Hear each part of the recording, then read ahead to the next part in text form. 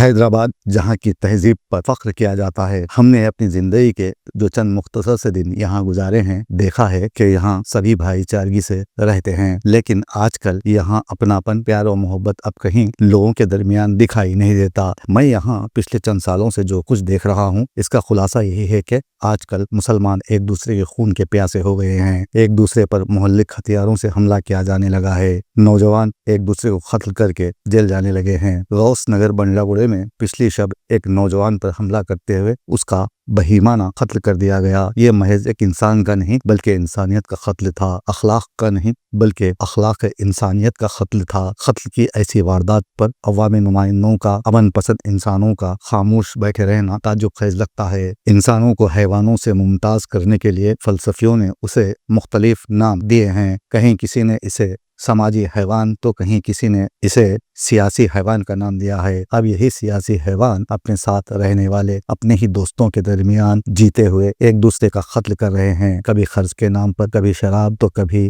آپے سے باہر ہو کر ایک دوسرے کی زندگی کو ختم کرتے جا رہے ہیں۔ غوث نگر کا واقعہ کچھ یوں ہے کہ محسن نامی نوجوان کی پان کی دکان ہے، جہاں اس کے دوست جمع ہوئے۔ سہیل، فہد اور عامر نامی نوجوان یہاں بہت دیر تک کھڑے رہے کیونکہ ان کے پاس کام نہیں۔ اس درمیان باتیں ہوئیں، اس کے بعد نہ جانے کیا ہوا کہ ان نوجوانوں میں نوک جھونک شروع ہو گئی اور بات ہاتھا پائی تک آ پہنچی۔ جب یہ جھگڑا شدت اختیار کر گیا تو نوبت یہ آئی کہ مہلک ہتھیار نکل گئے۔ درانتی کے علاوہ دیگر ہتھیاروں سے محسن پر قاتلانہ حملہ کرتے ہوئے اس کا قتل کر دیا گیا۔ جب اس کی اطلاع پولیس کو ملی تو پولیس نے جائے وقوع پر پہنچ کر نعش کو بغرض پوسٹ مارٹم دواخانے منتقل کر دیا اور قاتلوں کی تلاش شروع کر دی ہے۔ اب یہاں سمجھنے والی بات یہ ہے کہ حیدرآباد کسی ایک تہذیب کا مرہون منت نہیں بلکہ مختلف تہذیب و تمدن، مختلف مذاہب اور اعتقاد کے ماننے والوں کا حسین امتزاج ہے۔ یہاں ایک فرقے کی جانب سے جو شور اٹھ رہا ہے، کسی نے کسی کا قتل کر دیا، ایک شخص نے دوسرے پر حملہ کر دیا، ایسے جملے اور شور کو سن کر ایک طبقہ خاص بدنام ہو رہا ہے۔ اس لیے ہم سبھی کو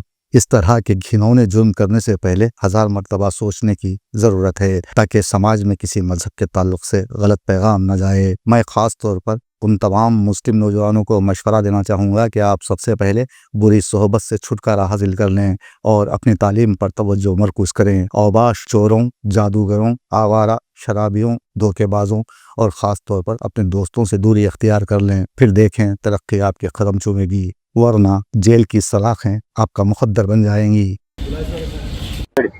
السلام علیکم رحمۃ اللہ وبرکاتہ۔ میں سید حاجی آج غوث نگر بنڈلہ گڑھے میں ایک انتہائی افسوسناک واقعہ ہوا۔ ایک شخص جو پان کا ڈبہ چلاتا تھا جس کا نام محسن، HKGN پان شاپ، غوث نگر چورستے کے بازو۔